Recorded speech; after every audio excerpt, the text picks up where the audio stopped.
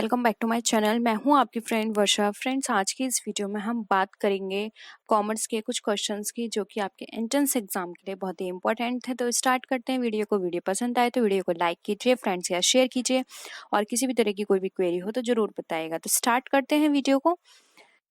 When a bill is discharged, the acceptor debits, यानी कि जब हमारा बिल डिस्चार्ज किया जाता है तो जो एक्सेप्टर होता है वो कौन सा अकाउंट या फिर किस एंट्री को वो डेबिट करता है? क्रेडिटर्स अकाउंट को, कैश अकाउंट को, बिल्स पेबल अकाउंट या फिर बिल रिसीवेबल अकाउंट। तो फ्रेंड्स, इस तरह के क्वेश्चंस करने से पहले आपको अपने माइंड में एंट्री बनानी होगी। देखिए, यहाँ पे बिल डिस्चार्ज की बात की जा रही है। तो देखिए, यहाँ पर जब वो बिल डिस्चार्ज करेगा तो बिल्स पेबल अकाउंट जो होगा उसको क्या करेगा, वो डेबिट करेगा, क्योंकि अब वो पे कर रहा है उसका। ठीक है, तो यहाँ पे बिल्स पेबल अकाउंट जो होगा वो डेबिट किया जाएगा, क्योंकि उसकी तरफ से अब पेमेंट हो रहा है बिल का। इसलिए यहाँ पे ऑप्शन 3 जो है वो राइट आंसर होगा, bills payable account. I hope ये क्लियर होगा आपको। नेक्स्ट क्वेश्चन है, base date is otherwise called as, यानी कि जो बेस डेट या किसी भी चीज को हम बेस मानते हैं तो उसको हम और किस नाम से जानते हैं? Zero date, leave date, working days या फिर ग्रेस डेज। तो फ्रेंड्स, यहाँ पे डेट की बात की जा रही है तो ये डेज तो कट गया। अब हमें इन दोनों में से बताना है क्या राइट आंसर है। तो फ्रेंड्स, यहाँ पर मैं आपको एक एग्जांपल लेना चाहूंगी, लेकिन वो एग्जांपल कॉमर्स से रिलेटेड नहीं है, लेकिन आपको ये कॉन्सेप्ट समझने में आसानी होगी। देखिए फ्रेंड्स, हमारे जब प्रेसिडेंट होते हैं, ठीक है, प्रेसिडेंट प्रेसिडेंट के जो इलेक्शंस होते हैं वो हमारे बेस ईयर के बेसिस पर होते हैं। अब बेस ईयर यहाँ पे क्या माना गया है? 1971। तो फ्रेंड्स, अगर हम 1971 की बात करें तो ये इससे पहले का तो कोई टाइम पीरियड नहीं है ना। ठीक है, इससे पहले का कोई टाइम पीरियड नहीं लिया जाएगा। 1971 ये बेस ईयर माना गया है प्रेसिडेंट के इलेक्शन के लिए। तो इससे पहले का कोई टाइम पीरियड नहीं है, तो ये डेट एक तरह से जीरो डेट की तरह मानी गई है, क्योंकि इससे पहले के कोई भी टाइमिंग पीरियड हमारे पास गिवन नहीं है। ठीक है, तो 1971 एक तरह से हमारे लिए बेस पीरियड है, यानी कि उससे पहले का, जैसे कि आपने देखा होगा जीरो बजट होता है। ठीक है, एक और एग्जांपल हो गया, वो आपकी कॉमर्स से रिलेटेड है। ठीक है, यहाँ पे ये आपका एक जीके का क्वेश्चन भी कंप्लीट हो गया। अब कॉमर्स के क्वेश्चन की बात करते हैं, तो आपने देखा होगा जीरो बेस बजट। ठीक है, तो जीरो बेस बजट में क्या होता है? आपने उस बजट को स्टार्टिंग से प्रिपेयर किया है, उसके लिए आपने कोई भी प्रीवियस ईयर का बजट हेल्प नहीं लिया है, यानी कि उस बजट को बनाने में आपने किसी भी चीज की हेल्प नहीं लिया, आपने उसको इनिशियल स्टेज से प्रिपेयर किया है, जिसको जीरो बजट कहते हैं। ठीक है, तो सेम ये उसी तरह से हो गया, इसलिए यहाँ पे इसका राइट आंसर होगा option number A, zero date. I hope ये क्लियर हुआ होगा आप सबको। नेक्स्ट है, average due date can be called as. अब जो एवरेज ड्यू डेट है उसको हम और किस नाम से जानते हैं? Mean due date, median due date, mode due date या फिर जीरो ड्यू डेट। तो देखिए, यहाँ पर एवरेज ड्यू डेट की बात की जा रही है। तो एवरेज का मतलब क्या होता है? जैसे कि कोई भी हमारे पास दो वैल्यू दे रखी हैं, जैसे कि हमारे पास 2 and 2 दे रखा है। ठीक है, अब 2 and 2 क्या होता है? 4। अब 4 को अगर हम 2 से डिवाइड करेंगे तो क्या निकल कर आए? 2, यानी कि ये क्या है? हमारी एवरेज है। तो मीन वैल्यू भी हमारी इसी तरह से निकलते हैं। मीन और एवरेज दोनों का एक ही नाम होता है, इसलिए यहाँ पे ऑप्शन ए राइट आंसर है। मीडियन क्या होता है? मीडियन यहाँ पे 3 की वैल्यू को शो करता है। मोड का मतलब यहाँ पर होता है कोई भी चीज कितनी फ्रिक्वेंसी से आई है। ठीक है, तो एवरेज और मीन दोनों का मतलब सेम है। अब वो अलग कॉन्सेप्ट है, इसमें मीन के भी बहुत सारे टाइप्स होते हैं, जैसे कि आपने पढ़ा होगा वेटेड मीन, और इसके साथ ही आपने मीन के जो अलग से मेथड्स हैं वो भी पढ़े होंगे, तो उससे आप इजीली समझ गए होंगे, आपने स्टैटिस्टिक्स में ये जरूर पढ़ा होगा। नेक्स्ट है, accounts current is a journal is. अब यहाँ पे ये बताया जी, अकाउंट करंट है वो एक जर्नल है। आपको इसमें यस है या फिर false, partially true, partially false, इसमें आंसर देना है। तो फ्रेंड्स, सबसे पहले तो आपको इसका ये पता होना चाहिए अकाउंट करंट क्या होता है। तो फ्रेंड्स, अकाउंट करंट एक समरी स्टेटमेंट होता है जिसमें डिटेलिंग की जाती है फाइनेंशियल परफॉर्मेंस की, एक इंडिविजुअल इंश्योरेंस एजेंट के बिजनेस की over a specified period of time. यानी कि एक इंडिविजुअल इंश्योरेंस एजेंट है, उसके बिजनेस की, उसने पूरे साल में कितना काम किया है, उसकी फाइनेंशियल परफॉर्मेंस की डिटेलिंग की जाती है स्टेटमेंट में, उसको बोलते हैं हम अकाउंट करंट। अब देखिए, अकाउंट करंट यहाँ पे डिटेलिंग की जा रही है और समरी स्टेटमेंट की बात कर रहे हैं, तो ये जर्नल तो होगा नहीं, क्या हो जाएगा? ये एक समरी स्टेटमेंट हो जाएगा। ठीक है, तो यहाँ पर क्या हो जाएगा? फॉल्स। अकाउंट करंट एक समरी स्टेटमेंट है, ना कि जर्नल, इसलिए यहाँ पे ऑप्शन 2 राइट आंसर होगा, फॉल्स। आई होप ये भी कॉन्सेप्ट आपको क्लियर हुआ होगा, नया कॉन्सेप्ट था थोड़ा। नेक्स्ट है which is the accounting concept that requires the practice of crediting closing stock to the trading account. अब यहाँ पर हमें ये बात बताना है कि ऐसा कौन सा अकाउंटिंग कॉन्सेप्ट है जिसमें हमारी क्रेडिटिंग जो क्लोजिंग स्टॉक होती है ट्रेडिंग अकाउंट में उसको क्लोज करने के लिए आवश्यकता पड़ती है। गोइंग कंसर्न के कॉन्सेप्ट से, कॉस्ट के कॉन्सेप्ट से, रियलाइजेशन या फिर मैचिंग, यानी कि ये 4 कॉन्सेप्ट हैं। इसके बेसिस पर हमें कौन सा ऐसा हमें बेसिस लेना पड़ता है जिसमें हमें अपने क्लोजिंग स्टॉक को जमा करने की जरूरत पड़ती है। तो देखिए यहाँ पर इसका राइट आंसर हो जाएगा, वो हो जाएगा हमारा मैचिंग कॉन्सेप्ट। तो देखिए फ्रेंड्स, आपने ट्रेडिंग एंड P&L अकाउंट इस तरह से बनाते हैं। अब यहाँ पर आप क्या करते हैं, इस तरह ये हो गया आपका अमाउंट कॉलम, ठीक है, ये अमाउंट कॉलम, ये आपका अमाउंट कॉलम। तो यहाँ पर आप क्या लिखते हैं, परचेज लिखते हैं, टू परचेज टू वेजेस, यहाँ लिखते हैं by sales by closing stock. अब यहाँ पर क्लोजिंग स्टॉक को शो करने का मतलब क्या होता है, आपको क्रेडिट करने का कि यहाँ का और यहाँ का दोनों का बैलेंस क्या है, इक्वल निकल कर आए, यानी कि क्या हो गया, मैचिंग करने के लिए। जब यहाँ पर ये दोनों चीज मैचिंग नहीं होंगी तो आपका ये जो अकाउंट है वो प्रिपेयर नहीं होगा। तो इन दोनों के अकाउंट को प्रिपेयर करने के लिए आप क्लोजिंग स्टॉक लिखते हैं, ठीक है, क्योंकि जो भी आपकी सेल्स है, वेजेस है और जो भी आपका परचेज है, इन सब में का जो डिफरेंस है, यानी सेल कितनी हुई, परचेज और एक्सपेंसेस कितने हुए, उन सब के डिफरेंस यानी कि बाकी जो बचा हुआ है वो आपका क्लोजिंग स्टॉक है। तो मैचिंग कॉन्सेप्ट के बेसिस पर यहाँ पर इसका ट्रीटमेंट किया जाता है, ठीक है। नेक्स्ट आते हैं, अब देखिए यहाँ पर इसी तरह का एक और क्वेश्चन गिवन है। Assets in the balance sheet are shown at cost less depreciation rather than their replacement cost because of accounting convention। यानी कि फ्रेंड्स हिंदी में देख लीजिए, बैलेंस शीट में जो संपत्तियां होती हैं उनका लेखांकन सम्मेलन के कारण उनकी प्रतिस्थापना लागत के बजाय कम मूल्यांकन ह्रास पर दिखाया जाता है। ऐसा क्यों होता है, गोइंग कंसर्न से, मैचिंग से, रियलाइजेशन या फिर मनी मेजरमेंट कॉन्सेप्ट से।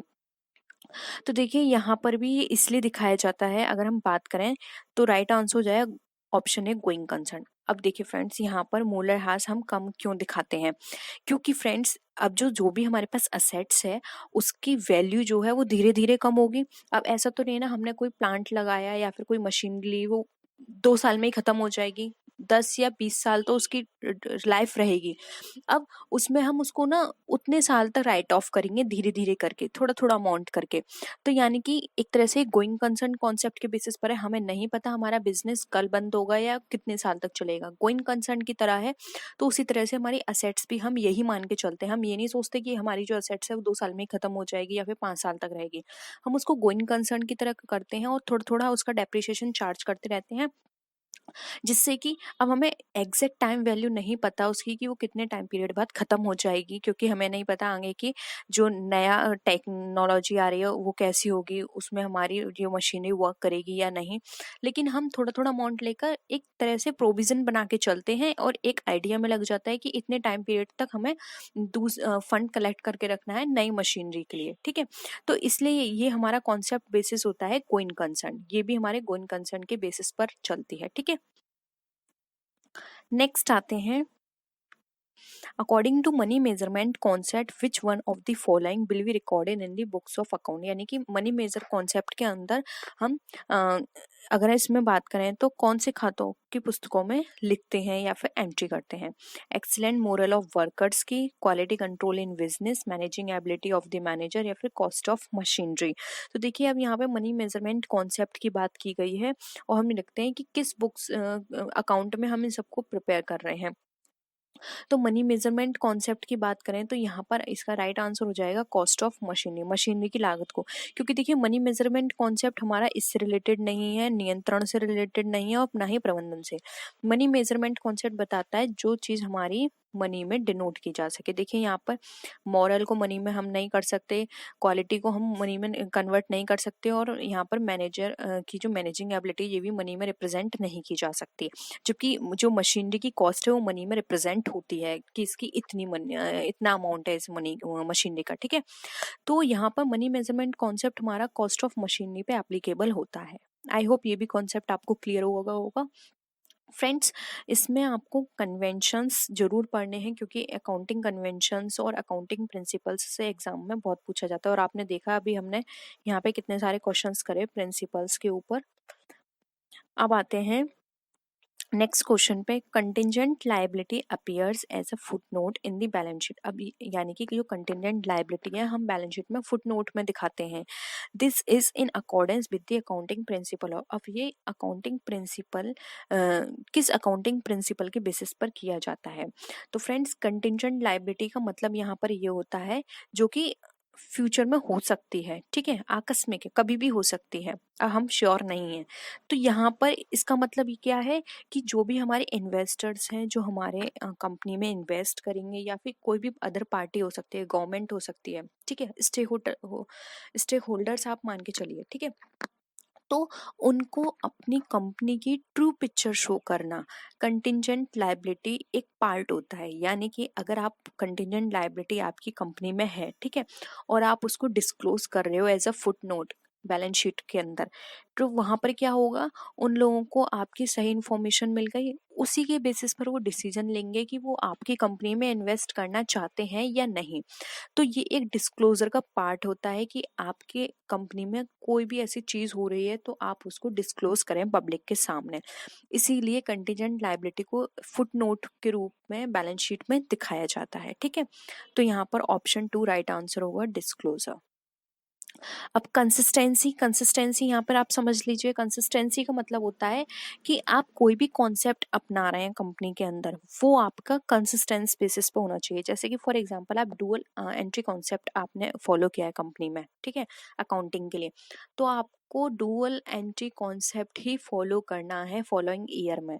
ऐसा नहीं है कि आपने उस नेक्स्ट ईयर फिर दूसरा चेंज कर लिया। कंसिस्टेंसी होनी चाहिए इसको अडॉप्ट करने में। मटेरियलिटी, मटेरियलिटी का मतलब यहाँ पर ये है जो भी आप चीजें करेंगे वो मटेरियल बेसिस पर रिकॉर्ड होनी चाहिए, ठीक है। मटेरियलिटी का मतलब एक तरह से ये भी होता है कि जो भी कॉन्सेप्ट्स आप परमिट कर रहे हैं वो इग्नोर नहीं होने चाहिए।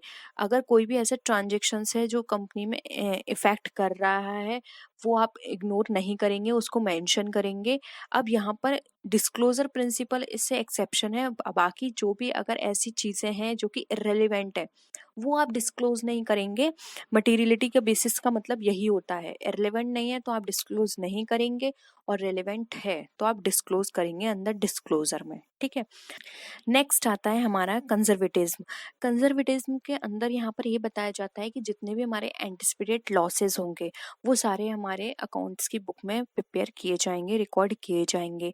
लेकिन ऐसा कोई भी एंटिसिपेटेड प्रॉफिट है या फिर अनरियलाइज्ड गेन है तो उसको इग्नोर किया जाएगा। यानी कि आप प्रॉफिट और गेन को इग्नोर करेंगे, जबकि जो भी हमारे लॉसेस होंगे उनको हम शो करेंगे, ठीक है। तो ये होता है हमारा कन्वेंशन ऑफ कंजर्वेटिज्म, ठीक है। नेक्स्ट क्वेश्चन पे आते हैं। देखिए अभी हमने डिस्कस किया था, फिर ये इस क्वेश्चन में आ गया। The policy to anticipate no profit and provide for all possible losses arise due to convention of. यानी कि कोई भी प्रॉफिट को आप रिकॉर्ड नहीं करेंगे और जो भी पॉसिबल लॉसेस होंगे वो आपको रिकॉर्ड करने हैं। तो किस कन्वेंशन के बेसिस पर किए जाते हैं? कंसिस्टेंसी, तो ये नहीं होगा, अभी हमने कंसिस्टेंसी पढ़ा था। डिस्क्लोजर, ये भी नहीं होगा। मैचिंग, ये भी नहीं होगा। आ गया कंजर्वेटिव। कंजर्वेटिज्म में ये बताया जाता है कि जो भी हमारे एंटिसिपेट प्रॉफिट होंगे उसको हम रिकॉर्ड नहीं करेंगे, लेकिन अगर कोई भी ऐसा एंटिसिपेट या अनरियलाइज्ड हमारा गेन है, वो सॉरी लॉस है, उसको हम यहाँ पर रिकॉर्ड करेंगे। गेन प्रॉफिट को नहीं करेंगे, लॉस को करेंगे। नेक्स्ट है, revenue is generally recognised when earn being earn at the point of time when. यानी कि आमतौर पर राजस्व को उस समय माना जाता है जब वो अर्जित किया जाता है। तो आपको बताना है कि इससे हमारी सेल इफेक्ट होगी, कैश रिसीव्ड होगा, प्रोडक्शन इज कंप्लीटेड, या फिर गुड्स इज डिलीवर्ड। यानी कि इन चारों सिचुएशन में से ऐसी कौन सी सिचुएशन में जब आप मानेंगे कि आपका रेवेन्यू जो है वो आपने अर्न कर लिया है? तो देखिए यहाँ पर रेवेन्यू अर्न का मतलब यहाँ पर ये होता है जब हमारा कैश रिसीव्ड हो गया, ये हम नहीं मानेंगे। प्रोडक्शन कंप्लीट हो गया, ये तो बिल्कुल ही इससे रिलेटेड नहीं है। एंड गुड से डिलीवर्ड, ये भी इससे रिलेटेड मतलब नहीं है। इसका मतलब यहाँ पर ये है कि सेल इज अफेक्टेड, जब हमारी सेल इफेक्ट हो रही है, यानी कि आपने कोई भी माल किसी को बेच दिया, इट मीन्स आपने रेवेन्यू अर्न कर लिया। क्योंकि देखिए जब आप किसी को माल बेचेंगे तो वो कभी ना कभी आपका पैसा वापस करेगा, ठीक है। ऐसा तो नहीं है ना कि वो फ्री में आपका माल ले लेगा। जब उसने आपका माल खरीदा है तो उसको पैसा भी वो उसका जरूर देगा, ठीक ठीक है। तो इट मीन्स आपने उतने ही अमाउंट अर्न कर लिया। फॉर एग्जांपल आप डेली बेसिस पर देखते हैं कि आपने कितनी अर्निंग की, तो आप कैसे चेक करते हैं कि आज हमने इतने प्रोडक्ट सेल कर लिए, यानी कि आज हमने इतना कमा लिया। अब उसमें से कुछ आपने कैश में दिए होंगे प्रोडक्ट, कुछ आपने क्रेडिट पे दिए होंगे, यानी कि कुछ आपने पैसे दे के लिए और कुछ आपने उधारी दे दिए। अब उधार दिए हैं तो इट मीन्स वो कल या परसों कभी ना कभी आपका पैसा उसका दे ही देगा, ठीक है। तो इट मीन्स आपने जितना भी कैश पे किया हो सेल, चाहे क्रेडिट पे किया हो, वो सारा ही आपका अर्नड इन माना जाएगा, आपका रेवेन्यू माना जाएगा। इसलिए यहाँ पर सेल इज अफेक्ट होगी। जो हमारी सेल अफेक्ट हो जाएगी तो हम मानेंगे कि हमारी जो रेवेन्यू है वो हमने अर्न कर लिया है। तो आई होप ये पॉइंट भी आपको क्लियर हुआ होगा। आज के लिए इतना ही, और वीडियो पसंद आए तो वीडियो को लाइक कीजिए, फ्रेंड्स या शेयर कीजिए, और किसी भी तरह की कोई भी क्वेरी हो तो प्लीज़ ज़रूर बताइएगा। तो फ्रेंड्स नेक्स्ट वीडियो में फिर मिलते हैं हम आपसे और भी अच्छी वीडियोस के साथ। तब तक के लिए टेक केयर, बाय बाय।